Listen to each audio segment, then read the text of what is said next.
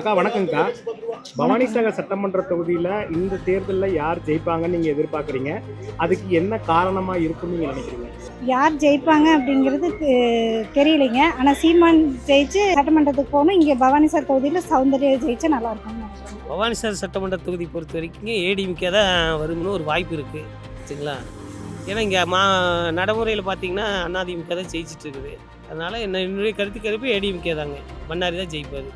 ஆனால் பவானிசாகர் சட்டமன்ற தொகுதியில் இந்த தேர்தல் யார் வெற்றி பெறுவாங்கன்னு நினைக்கிறீங்க? அதுக்கு என்ன காரணம் இருக்குன்னு நீங்கள் நினைக்கிறீங்க? இந்த தேர்தலில் வெற்றி வாய்ப்பு யாருக்குன்னு கேட்டுக்கிட்டிங்கன்னா, நம்மளுடைய அருந்தவ புதல்வி தமிழ்ச்செல்விக்கு தான் வெற்றி வாய்ப்பு அதிகமாக இருக்குதுன்னு நான். ஏன்னா நேற்று நாங்கள் போய் சுற்றுப்பயணத்தில் பார்த்த வகையில் எல்லாரும் ஏகோபித்த வரவேற்புகளையும் பாராட்டுகளையும் அவர்களுக்கு தெரிவிச்சிருக்காங்க.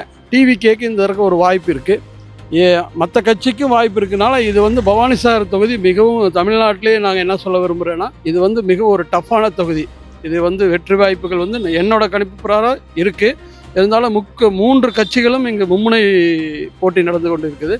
எல்லா கட்சிகளுக்கும் இங்கே மிகப்பெரிய ஒரு ஆதரவு இருக்குது. அதனால் இது கடைசி நேரத்தில் எப்படி திசை மாறும் என்பதை கணித்து சொல்ல இயலாது. என்னோட கருத்து பிரகாரம் டிவிகேவுக்கு ஒரு வாய்ப்பு இருக்கிறதாக நான் கருதுகிறேன். ஆனால் பவானிசாகர் தொகுதியில் முன்னாள் எம்எல்ஏ சுந்தரனம் போட்டிடுறாருங்க. அப்புறம் பண்ணாரி அண்ணன் சிட்டிங் எம்எல்ஏ பண்ணாரி அண்ணன் போட்டிடுறாருங்க. அப்புறம் நாம் தமிழர் கட்சி சௌந்தர்யாங்கிற பொண்ணு போட்டிடுறாங்க. அதுக்கப்புறம் தாவேகன் தமிழ்ச்செல்வி அம்மா போட்டிடுறாங்க. இந்த 4 பேரில் யார் நல்ல கேண்டிடேட்னு அனௌன்ஸ் பண்ணி பார்க்குறேன் அப்படின்னா, நாம் தமிழர் கட்சி வேட்பாளரை பார்க்குறேன்னா. ஏன் பார்க்குறேன் அப்படின்னா, இந்த சுந்தரம் இருக்கிறாரு தெரியுங்களா, அவர் ஃபுல்லாக கட்ட பஞ்சாயத்து இங்கே உள்ள மக்களை வச்சு ஒரு ஜாதி ரீதியாக அணுகிறது, இந்த மாதிரி இது பண்ணிட்டு இருக்கிறாருண்ணா. அடுத்தது பண்ணாரி இருக்கிறார் பார்த்தீங்களா, அவர் நாம் ஏதோ போய் செய்ய சொன்னால் எங்களுக்கு நல்ல சிவம் அனுமதி தரல, அதனால் நாங்கள் செய்ய முடியல. மாவட்ட நாங்கள் ஓட்டு போட்டு தேர்ந்தது நல்ல சிவனாவியா இவரைவா இவர்கிட்ட தான் கேட்க முடியும். இவர் ஆனால் எங்களுக்கு நல்ல சிவம் அனுமதி தரல, அதனால் எங்களால் செய்ய முடியறதில்ல அப்படின்னு சொல்லுவார்ண்ணா. அப்படி இருக்கும்போது நாங்கள் இவரை எப்படி தேர்ந்தெடுக்க முடியும்? தமிழ்ச்செல்வி அம்மா, அந்த அம்மாங்களை பற்றி எங்களுக்கு சரியாக தெரியலையுமா, அவங்கள பற்றி நாங்கள் எதுவும் பேசலை. சௌந்தர்யா அப்படின்னு பார்த்தீங்கன்னா சீமனால் நிறுத்தப்பட்ட ஒரு பெண் வேட்பாளர். முக்கியமாக ஒரு தனி தொகுதியில் ஒரு பெண் வேட்பாளரை ஏன் நிறுத்துகிறாங்க அப்படின்னு கேட்டால், எங்கே ஒடுக்கப்பட்ட மக்களாக இருக்கிறாமோ அங்கெல்லாம் பெண்களின் குரல் ஓங்கி ஒலிக்கணும்னு சீமான் சொல்லியிருக்காரு. அதுங்காட்டிக்கு இங்கே ஒரு ஒடுக்கப்பட்ட பெண்ணுக்கு வாய்ப்பு கொடுத்துருக்காரு. அதனால் நான் சீமானை ஆதரித்து விவசாய சின்னத்தில் வாக்களிக்கணும்னு சொல்லிக்கிறேன்.